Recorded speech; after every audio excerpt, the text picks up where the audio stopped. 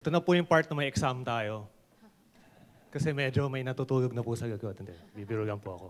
Our afternoon speakers are still here after my talk or presentation. Exercise, you can ask them questions. I think marami pong gusto magtanong tungkol sa Solar Gump Initiative ni Mr. Igak Diaz and the K9 SAR Volunteer Corps of MMDA Mon Santiago. Andito po yung quadrant commander natin. I'll discuss a few features of the website, the portal that we developed in support of the Metro Manila Shake Drill. Maganda po ng mga questions. Actually, marami po pong gusto magtanong. Success indicators, that's a good question. How do you make the young ones, the youth, get more involved in DRR? Parang napaka-complicated na discussion, di ba? The Ateneo students ask that. So one answer to that is the use of social media.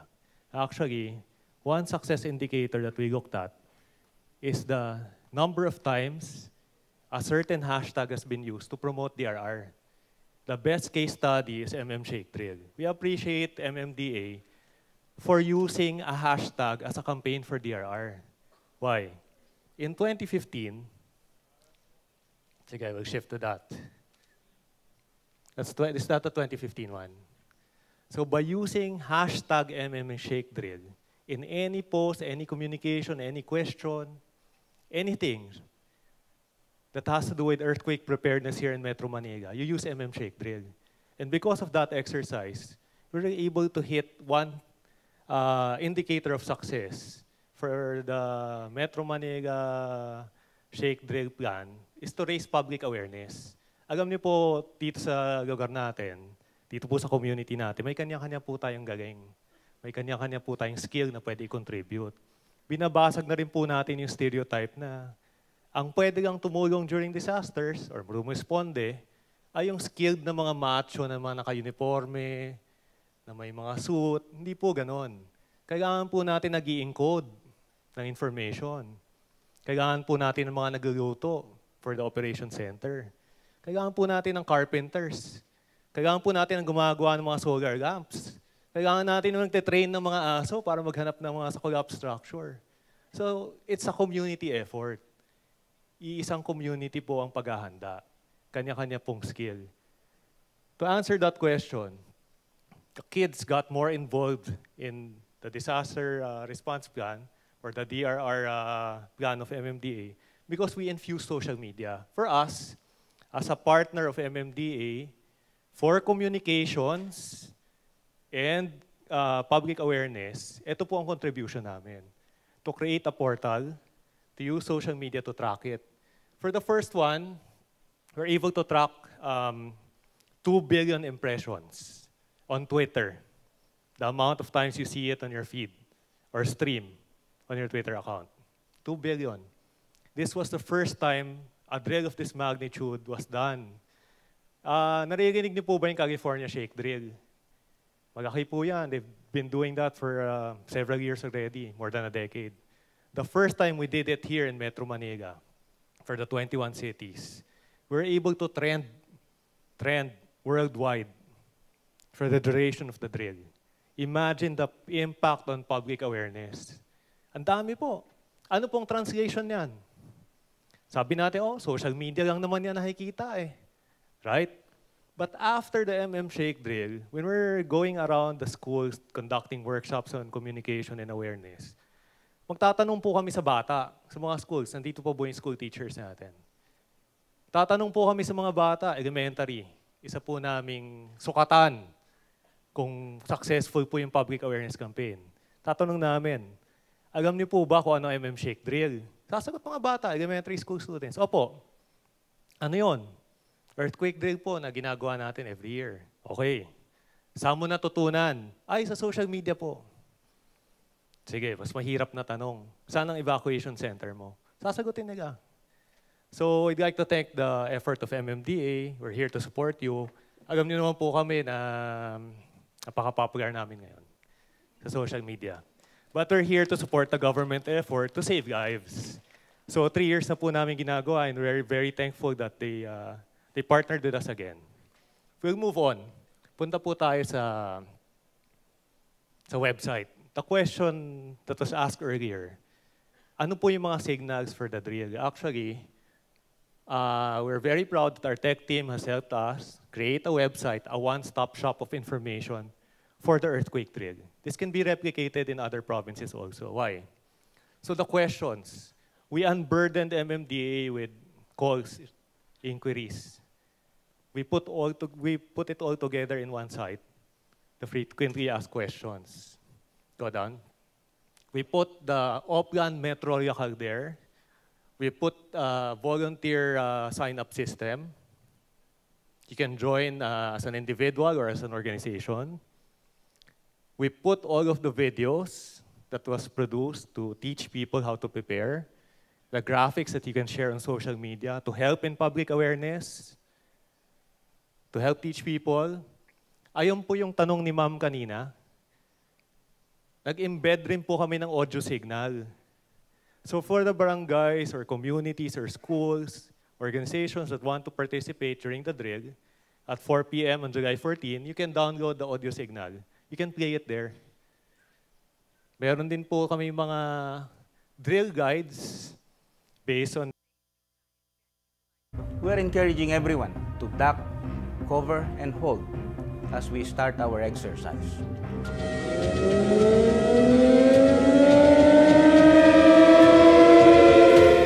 This is FIVOX Director Renato Solidum. For the Metro Manila Shake drill scenario, there has been a movement in the West Valley Fault. This is only a drill.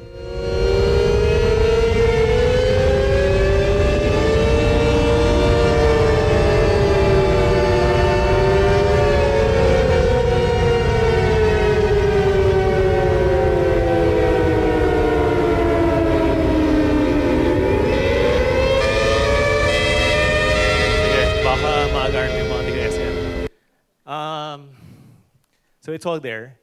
You can download it. There's an arrow there. You can use it. It's copyright free.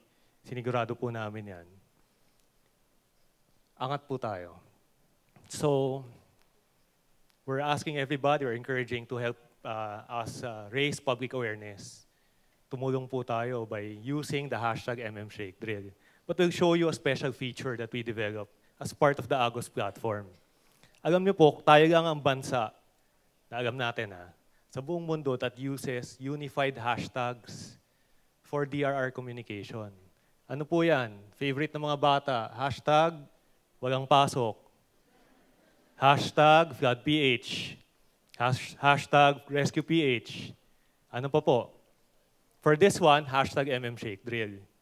Ang dami po nagpo-post sa social media, right? Where does it all go? So for Agos, we develop a platform.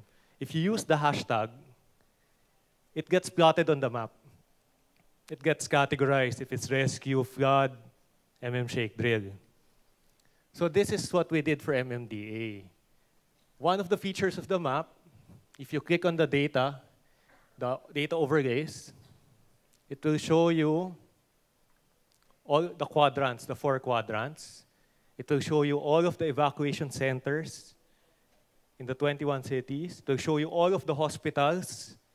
It will show you the boundary lines of each barangay.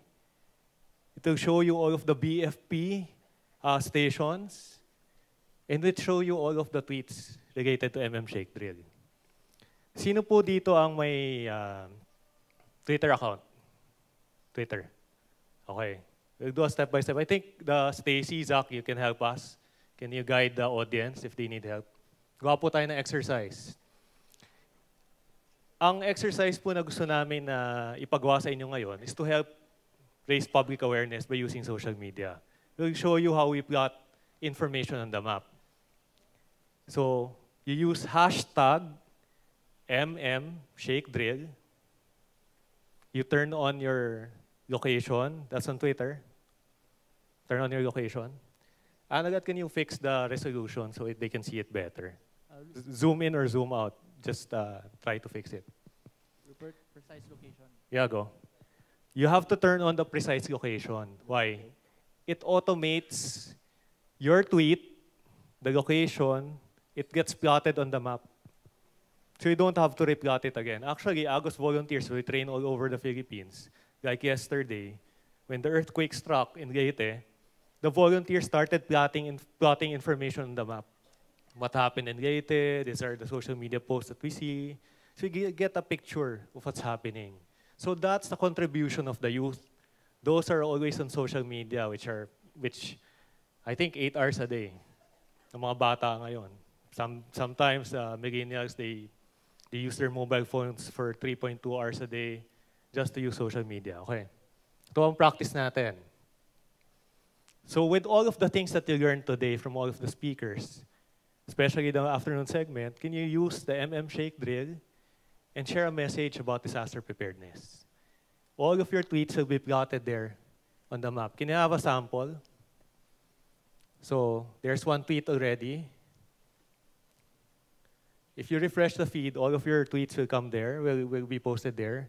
Several pins will be populated on the map. On the day of the drill itself, part of the partnership that we developed with MMDA is to train documenters. Bakit po? Kasi kung wala pong nagdo-document sa ginagawa natin, hindi na natin makikita yung gaps. Hindi natin ma-measure indicators of success. Hindi natin makikita kung saang area ba sa Metro Manila, anong quadrant ba ang nag-participate o hindi. But we're not saying everybody should be doing selfies where they're doing the cover and hold. We should assign somebody to document because it's a drill, right? It's a sign of participation and documentation. So, sino na po ang mga nakapag-tweet? Taas po yung kamay. Stacy, you tweeted already, Shake drill. Sino pa po? Yan, sige, paki-refresh na lang. So the tech team there is monitoring all of the tweets. Agos is a partner of OCD, a partner of several government agencies like DepEd. We're also helping them out with communications during disasters and creating educational materials. So as an OCD partner, we're tasked to monitor social media before, during, and after disasters. It's part of our giving back to government that we help them with the social media landscape, how to decipher all of the posts on social media. Aside from using Twitter and manually posting your reports here on the map, SMART gave us a free texting facility. So they gave us a 2929 number. So any SMART or Sun subscriber can text Rescue PH, can text Flood PH, can text Move PH if they want to volunteer and connect with our other partners. And it gets plotted on the map also. So for the exercise or the Metro-wide shake drill on July 14, you can use SMS also, but you have to use Flood PH, Rescue PH, Move PH, then space, then Shake drill. So it gets categorized on the Shake drill map. So how are the tweets? Anagat? It's getting populated already. Pasensya na po kayo, hindi masyado nakikita, pero those are your tweets on the right. Ayan na po yan. Pumapasok na yung mga Shake drill tweets nyo. Yan. There you go. Tapos yung pins po, nakikita natin na sa ano na siya. Medyo hindi po makitang mabuti. You can go to agos.rapture.com or you can go to mmshakedrill.ph. So the one-stop shop for information that we've given MMDA, we've supported MMDA with is mmshakedrill.ph. May questions po ba? Questions? Sige po, ma'am. For this particular exercise, we're using Shake drill for the Metro-wide. But we're encouraging people to use Bida ang Handa for the National Simultaneous Earthquake Drill. Ito pong NSED, yung sinabi niyo, ma'am, it's every quarter. It's a national scale. But we support OCD also with that. But for this one in particular, we have a partnership with MMDA to use Shake drill. Well, parati pong question yan, yung internet availability, data availability. But I can tell you that the first message sent out of Tacloban after Super Typhoon Yolanda by an ordinary citizen was sent through Facebook.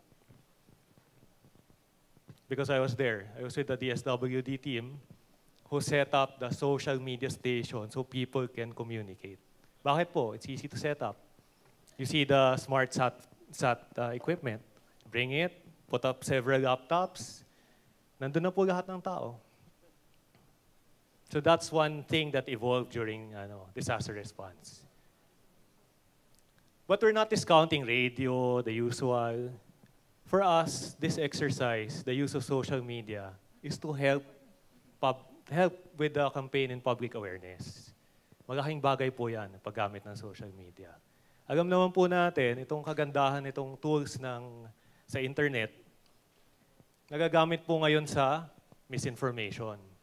But in DRR, we're asking for your support that we use social media to help raise public awareness on disaster preparedness, to recruit more advocates in our communities. That's a good question, ma'am. Thank you.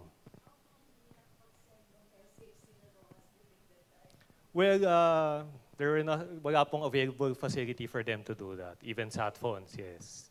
So, yeah, 2 days after when we came in, we're able to see that the social media station, the sat phones are being brought in. But in Super Typhoon Gawin, recently, our experience, that's why we invited Cagayan, Governor Mamba, is because of the learnings from the previous disasters. They were able to implement that. And tomorrow, that will be part of his presentation. Super Typhoon Gawin only had 6 casualties.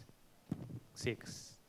So we asked them to share with us best practices for LGUs and for the PPDRMOs.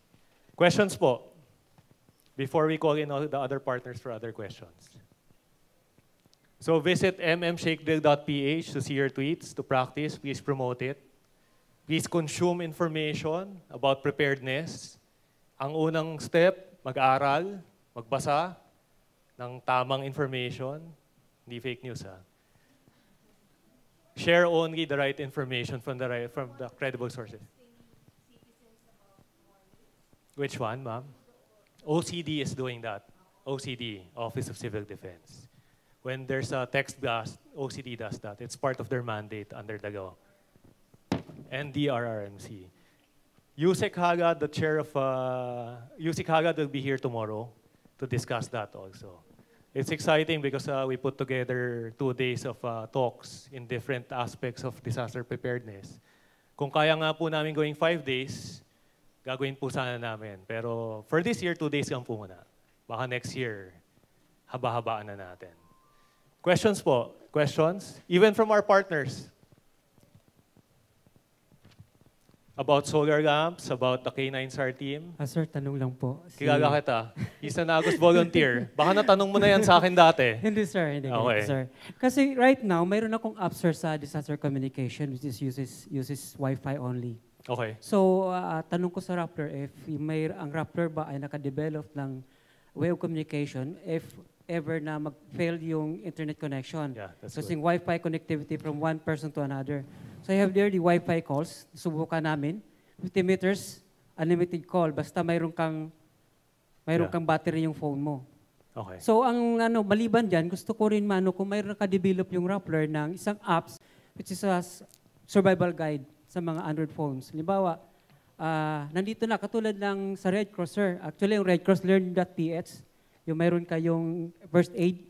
First aid app, yes. Na mayroon sila. Yes, So, there's hope a ng Facebook. Rappler makadevelop ng isang app on Android platform na para siyang, hindi naman actually na kailangan mo mag-training sa disaster, pero applicable sa mga household na iganon-ganon mo lang, at least alam mo kung anong gagawin.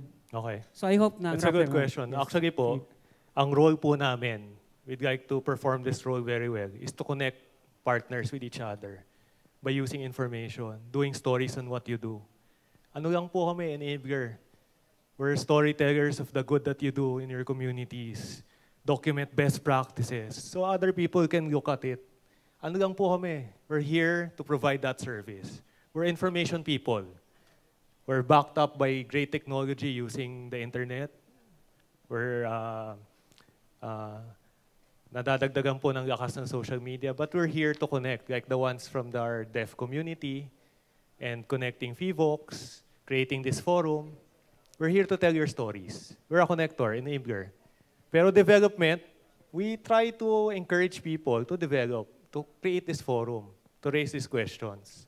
At yan po kami. Kami po ay tiga-kwento ng mga ginagawa niyong kabutihan. Questions po? Yes, ma'am. Baka may question po kayo sa iba kasi. Sige. Good afternoon. Concerning the K9, Yes, I ma'am. had a chance to attend a seminar in UP Los Baños. It was delivered by a Japanese professor, and he said na K9s have limitations as well. On its third day, nagkakaroon na sila ng difficulty to sniff or Can we call identify. Mon Santiago? So in cases like this, what are the options or alternatives, Um, preparations for that? Sige, ma'am. Pag dumating po si Sir Mon, he can answer that question. Okay, but we'll park that. If Sir Mon comes back, we'll answer that question. Or kung hindi na siya bumalik, we'll post that. We'll reply via our Zero Casualty group. Thank you, ma'am. Questions po? Ma'am, naka 4 questions na yata kayo. Hindi, sige, pwede po. Wala pa naman ibang nagtatanong. I think, Ilyak, is that a question for Ilyak? Sir, can you join me? Para may pogi dito sa stage.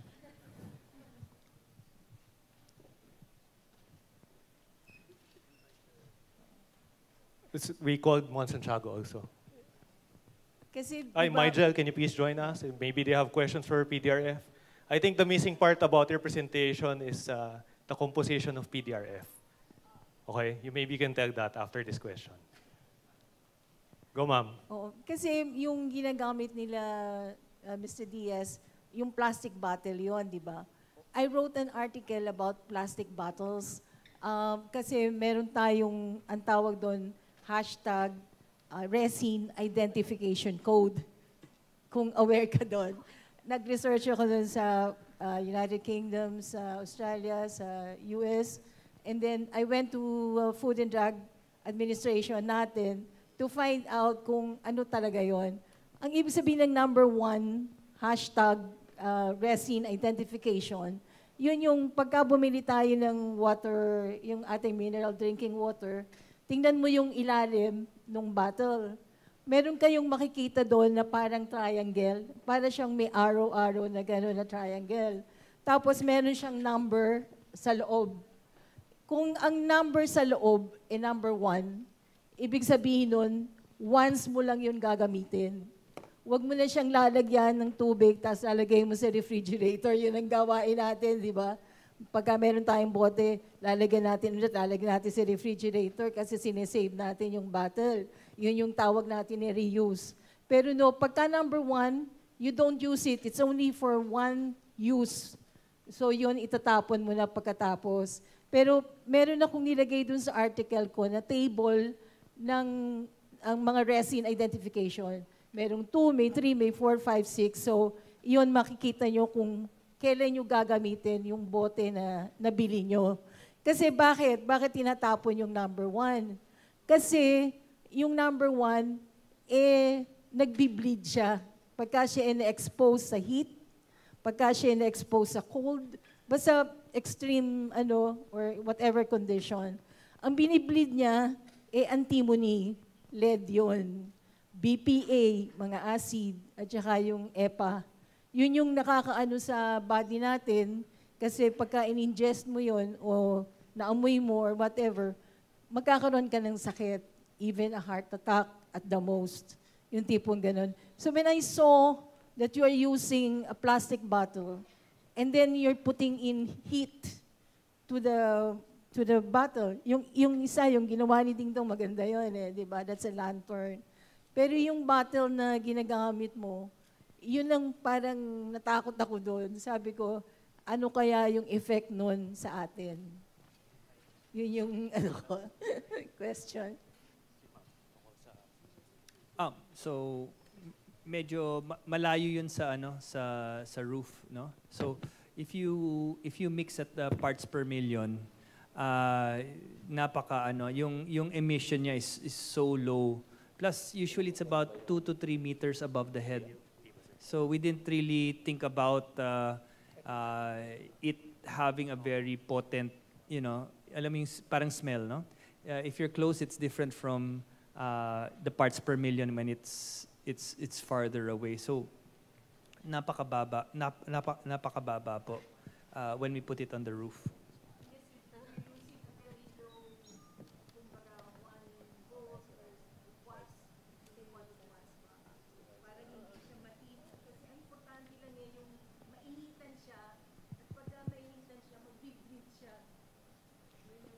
Well, that's why we started looking for lesser, yung lesser direct heat. So we started putting it on the walls. So yung ano niya, hindi diretsong yung init, medyo sa side.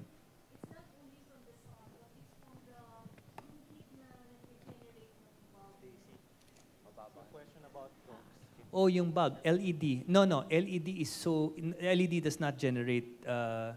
LED is a difference, no? So it's a low emission diode. So it's not what you think. It's not a common bulb where kagaya ng chickens, you could actually heat the. It's a low emission diode. So it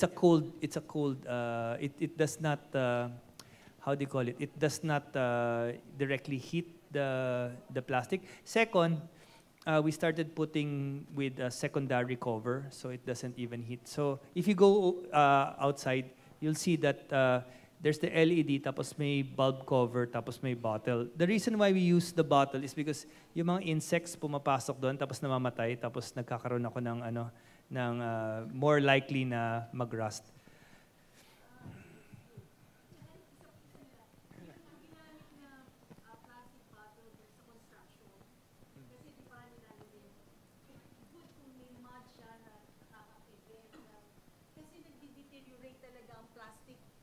Later, di ba? 100, mga 100 years. Oh, I'm afraid about the durability of the. So, for earthquake, although you could make it stand up, na kahit wala yung superstructure niya, linalagyan talaga namin ng backup superstructure. So, may post and lintel talaga siya. Kailangan. Although, pwede namang gumawa ng isang pillar na puro bottles na paikot, pero hindi namin ginagawa yan. Kasi yung problem namin dito, hindi lang ganun yung lindol namin eh. Guma up and down. So the pressure is different. No? So yeah, we don't laging may post and lintel as a backup. Very good question. Thank you, ma'am. Thank you for attending. Thank you for all of the questions. So you have answering questions. Si Sir Mon po, mahigig sumagot ng mga tanong. Sir Mon is back. Ma'am, if you could just repeat your question. Sir, good afternoon. I had the opportunity to attend a seminar in UP Los Baños, which was delivered by a Japanese professor, and he said that K9 had limitations on its third day.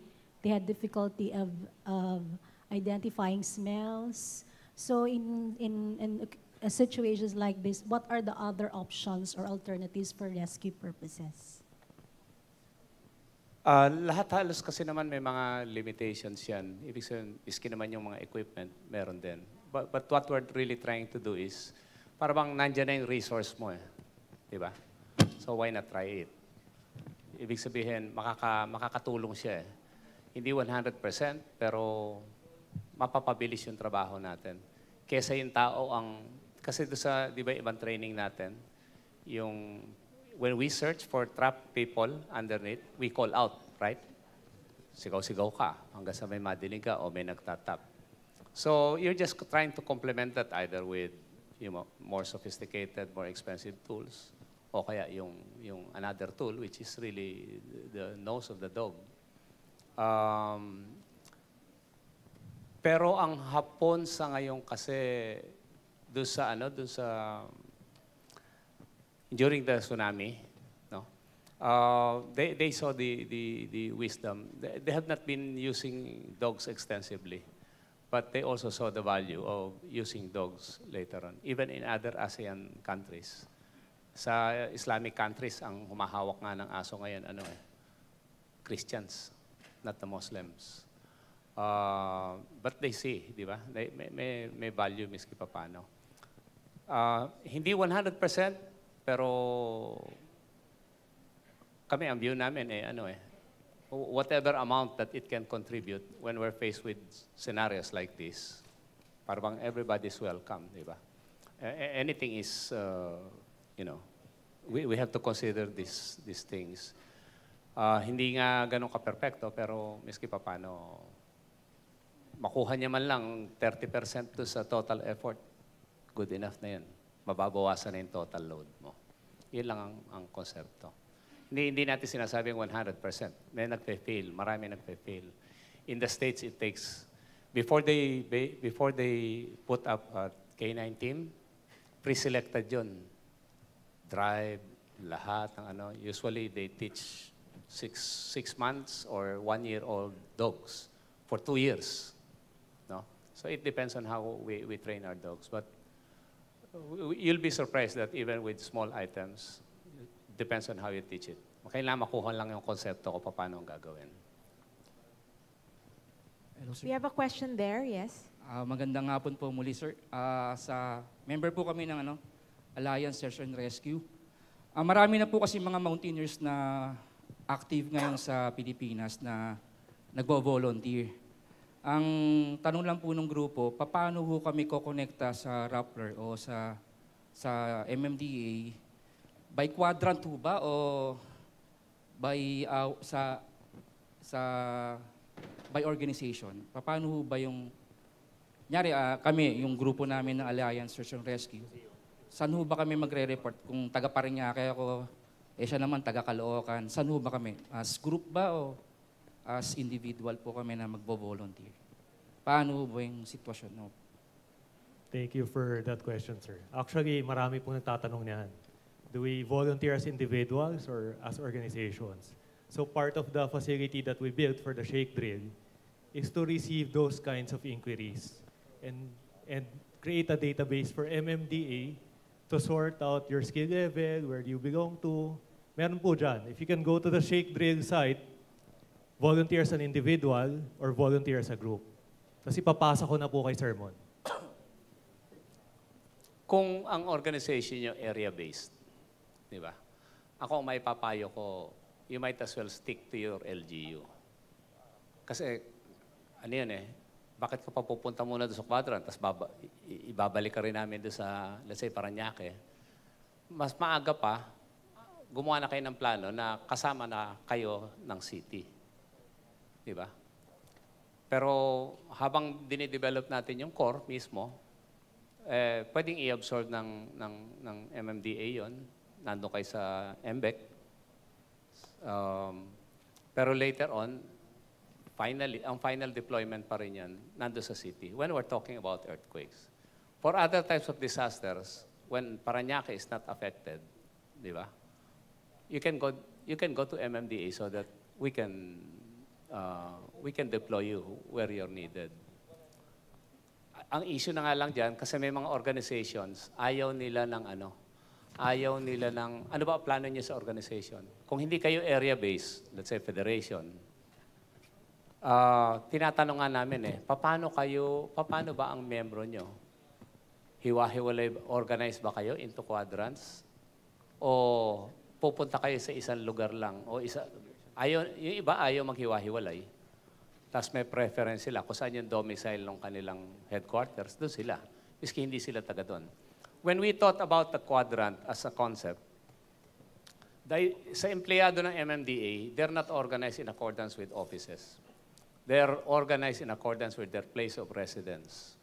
So that after taking care of their family, protecting themselves, helping a bit the community, they should be reporting to the quadrant staging area closest to them.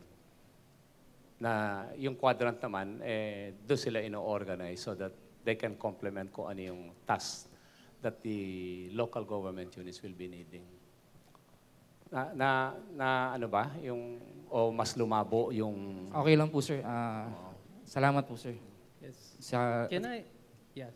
Sorry to butt in. Sorry, I have the mic. It's actually related to volunteers, so I probably I'll start. Sir Mon, I'm part of the volunteer actually, the volunteer group for MMDA. And one thing I noticed, like we had the training like I think 2 years ago. I think we need some sort of refreshers for, I don't know, at certain intervals po. Kasi when you do not do it, it tends to get lost. The skill, well, you know of course how to do it, but like it's different. Like for instance, a Red Cross. I'm also part of, I have my Red Cross certificate for first aid and CPR, but like I need to renew it. Some sort of a refresher course I think would be a benefit for Agree ako dyan. volunteers. Agree ako. I mean, 100%. Although of course I must admit that it Ano siya? takes funds and resources. You can do it individually. Pwede ka sumingit-singit doon sa klase ng mga nag-undergo na ng training. Pwede rin naman yung grupo nyo. You're right. Kasi uunahin namin yung zero, di ba? Yes. Inuuna ng MMDA yung zero. Yung refresher, medyo sideline na kayo. Dahilan sa bigyan daan natin yung mga wala talagang kaalam-alam pa. Pero agree ako dyan na dapat nagre-refresher. Siguro i-note namin yan, tapos tignan na. Dapat kasi after ELSA ROC, may iba pang training na-develop eh. Tulad nung magtitibag na talaga kayo ng pader. Di ba? Or going through. O talagang Anyway, meron yun. I was about to follow up on that po. I'll take the opportunity na. This is more with the equipment. The ones that are deployed, yung pong mga tools that are supposed to be made available to us as volunteers. One thing I noticed also is there anyone checking actually on on this, like on a regular basis? Yes. Like I know during the time of former MG Chairman Bayani, that's what basically he does. He goes around and does... May staff yung aming public safety division. There are dedicated staff who move around and check the contents of those containers. I'm like Regularly actually yan. just concerned po because it's there. I mean, these are made of metals and they may get corroded, they get rusted over time. Meron yun. In fact, yung sa Marikina nung nasira, we replaced the entire thing. Oh, okay. That's good to know po. I'll take the opportunity na. Yung concern dun sa BPA and everything, siguro just as a rejoinder dun sa nabanggit ni ILAC, if the concern is leaching of, say, BPA or whatever chemicals from the bottles, I think that's where the idea of him making use of sorry, what did he use? His concrete and everything. Sorry, Ayla. You're supposedly using some sort of binders, right? For the bottles. For the bottles that you're using to build the... Oh, yeah. Okay, I think if the concern was on the leaching of, the possibility of leaching whatever, BPA or whatever chemicals, I think that's where now your binders come in. It's more like, with the use of the binders, feathers, or whatever you're using, the concrete, it essentially locks in whatever, at least the portions that are covered, I guess. It's like a fiber, it takes the place of steel, so it's Yes, like a fiber. So what I'm trying to say is that there's probably not so much concern as to leaching, whether No, the wall is about 10 inches thick. Yeah. So there's no heat that transfers from external to internal. So there's really not that much concern whether there would be... The point really is, are we designed, against the elements that we're facing with traditional architecture being basically more on the luxury, more on the upscale? I'm very concerned about, what is disaster-resilient architecture, especially for classrooms. Kasi ganito to, pag tinatanong mo yung mga yung nag-aayos o yung nagre-restore yung mga nasira na, usually pareho ang ginagawa nila, eksaktong parehong hollow blocks, par lanes, steel. Tapos tinatanong mo sa kanila, bakit mo inuulit yan? Nasira, di ba? Sasabihin nila, ito yung nasa code namin. Kasi alam na namin yung kita for the hollow blocks, alam namin yung kita for the par lanes. So, pag iniba mo yung architecture, hindi na namin alam kung paano yung bidding. So, mostly, yung nasisira na may tao sa loob, lalo na yung mga natatamaan, tapos nahuhulog habang may tao sa loob, even worse, is the same one na ginagaya nila o inuulit nila obsolete na yan. So yun yung mas concern ko, yung ano ba yung yung next phase habang tumataas yung pressure ng wind, ano ba yung mga design na para sa susunod na mga dekada na magpapalit yung ating mga environment. Okay, thank you. For the Litter of Light project, I have some concerns with regards to the materials used because I've noticed that there are some electronic components within the device which I think might have some salvage value. So my question is, what's the risk of the people repurposing the devices and selling them, or maybe even dismantling them and then selling the resulting raw products? Or can the devices become targets, for example, of robbers? And then for the Agos online platform, being a student and a member of the UP Red Cross Youth, I can attest that social media usage can increase during important times, for example, times of disasters and whatnot. My concern then is, what's the highest amount of traffic that the platform has received, and would it be capable of maybe dealing with extremely high amounts of traffic? Maybe, for example, what if there are already like hundreds of or thousands of tweets per minute? Okay, so actually, we do have two groups of workers. In India, we actually have women and personnel that in safe ways, they actually repurpose equipment. So they actually pull out the parts, actually bucket, imbis na bibili ako ng mga pieces, which are so expensive, brand new, I can actually repurpose buckets and buckets of parts so that I make the lights cheaper for them. So it's not about buying new.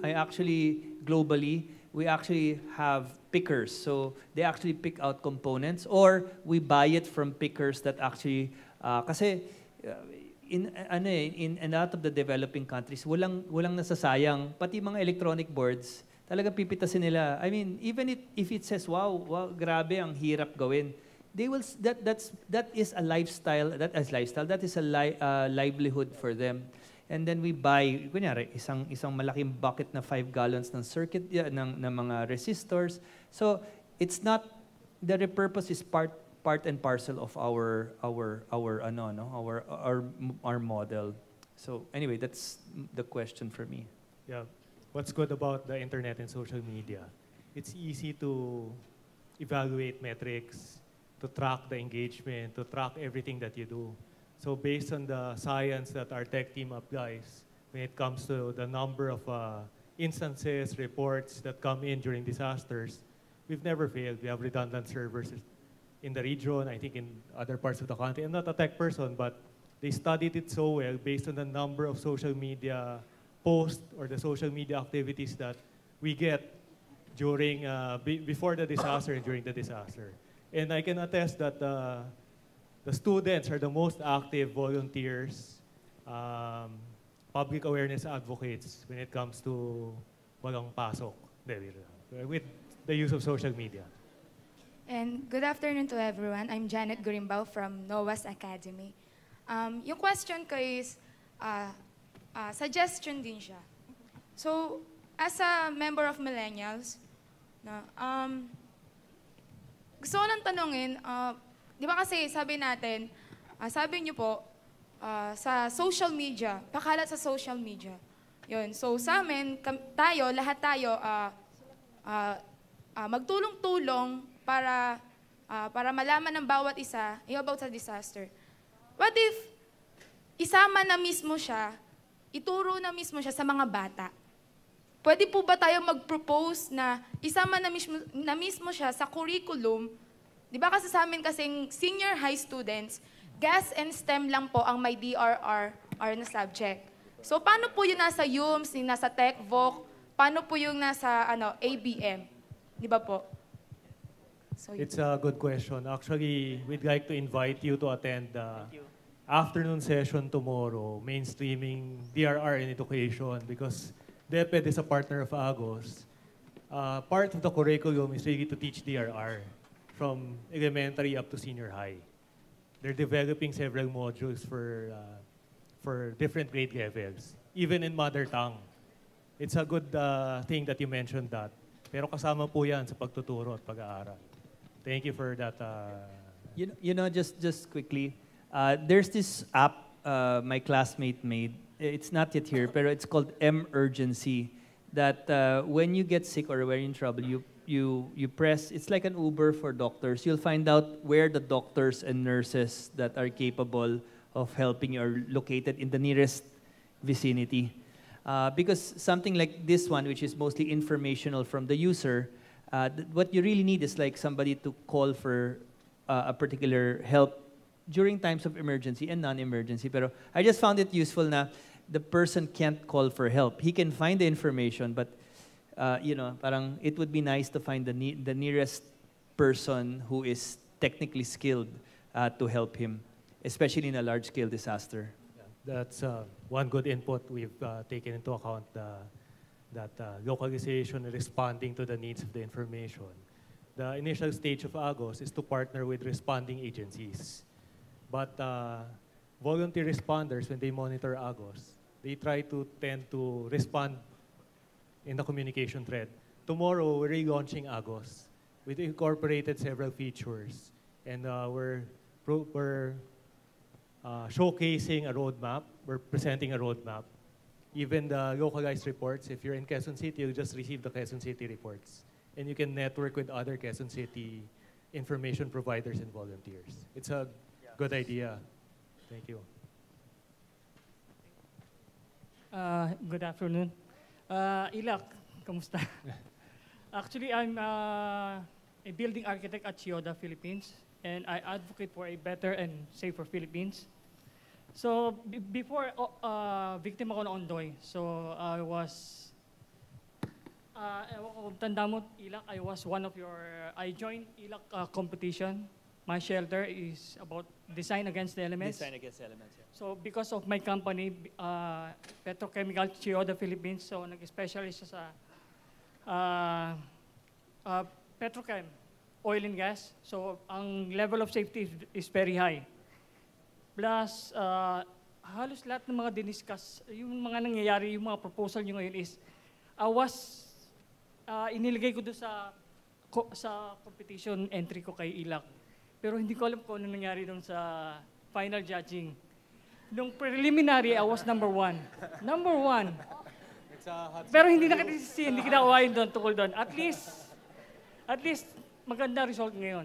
Pero after ilang years, 8 years, yung entry ko, nabigyan lang na attention nung nag-trending si Mar Comics. So doon lang siya nabigyan na attention. Pero sayang, dami nangyaring tragedy. Disaster, Yolanda. So, na-avoid sana yung mga... So, very quickly, at that time, we came up with several... You have judges that are purely all architects. Pero, you have to Final understand judges. that the number of entries was confiscated by the United Architects of the Philippines and was not I'm not blaming and was you. not passed Yes. over to me. So, No. the only ones that we were able to implement and we were able to scale up with Architecture for Humanity, and Anyway, we built it's it. passed. Ilak, I But don't- I'm just saying na when the UAP took the rest of the designs and did not give it back to the foundation, we were not able to access many of the designs. So that was something na we did not expect that after spending so much, that the United Architects of the Philippines would take it for themselves and not spread it. So I'm just saying. No. But we were able to build several and incorporated several that became part of several building codes. Pero during that one, the organizer and the funder is not responsible for the outcome. But I did read your submissions, and I was one of the people that were one of the consultants that pushed it up. Anyway, one question for his project now. Liter of light. That one is how many lux per can you produce? You can scale it up. So it's built that you can scale up the circuits to add different amounts of lumens. And how much is the cost compared to translucent roofing? Like what is like Fiberglass. 10, like it was like fiberglass. Wait, Fiberglass Okay, roof is you're the an architect. cheapest. So if you put fiberglass, the surface area that can be heated and the amount of heat that comes into the house is large. If you put it in a circular bottle, where the bottle protrudes, the heat that goes in is much less because of the But the lux is higher. It's The about LED is 55. very, It's very about low. 55 watts of brightness. 55 Well, watts. it's the sun. It's LED. No. You're talking about the bottle, right? The sun. Okay, the sun. So that one's about just Anyway, 1 watt. Also the pet bottle house or how much is the cost of a hollow blocks? It's very cheap. 7. So why go to a pet bottle when hollow blocks is very cheap? Also, it's the code. It's the building code. Your proposal, the pet bottle walls, is not in the Well, in the we're building code. one which is the biggest in Asia. It's 150,000 plastic bottles, and we've not received any complaint about it because there's a superstructure to it. When it comes out, you're open for criticism, but it seems to have gathered a lot of mention and a lot of support from engineers. Kasi the mud brick, if you make a truck run over it, it will actually not crush itself. It's called what do you call it? Wait, sorry, I didn't expect. Why can't I remember? Anyway, I'll come back to you. But it is something that is used in the Great Wall of China, which is we use stabilized earth. So we use a stabilized earth system to make it possible. So if you want, we can talk later, and I can explain to you why. But once again, I'm not part of the judging system. I funded that whole competition to look for a whole, encyclopedia of knowledge, and people chose what they chose, and it was established once again by UAP. Okay, thank you so much. Okay, we have opportunities pa later to talk to Sir Ilyak, but we have just one more question before we end the program.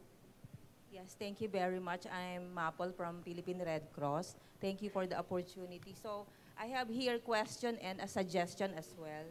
Kasi we've been hearing that we have, this is the first time that the barangay is included in the drill, and there are plans to be tested. Is these plans was initially in inventory, or there's a tool that we have tested these plans with the barangay, or is this executed by the LGUs?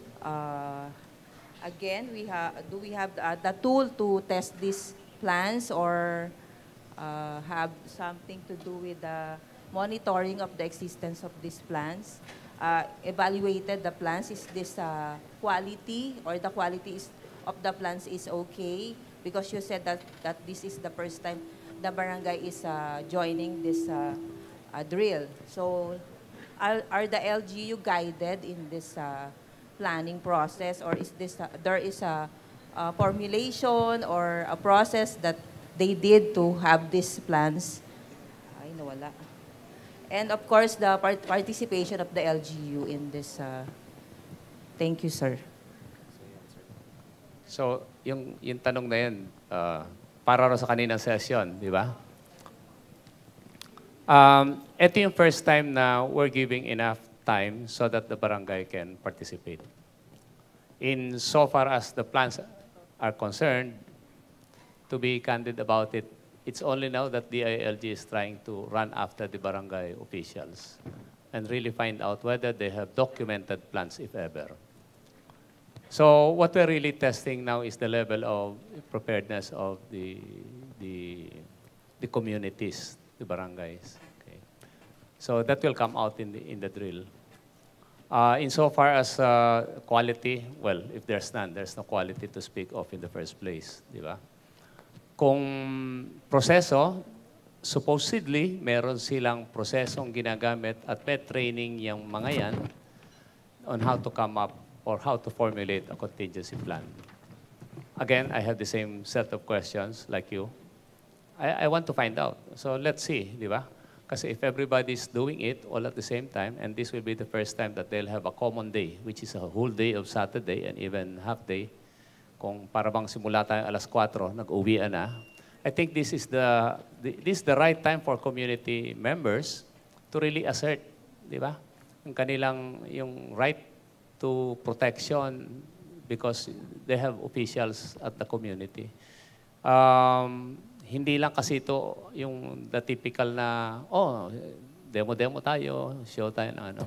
What we're really trying to elicit here is really, do they really have concrete plans on how to, and this will be among the gaps that we're trying to identify and see. Kung parang imamapa mo yung buong Metro Manila, DILG will be looking at whether they have, di ba, they have subscribe or they have adhered to what's being mandated of them. Ano siya? Ngayon nga, ang DILG, tinitignan niya talaga, kasi yung question ko sa quality, the same thing, di ba? We have not done those things in the past.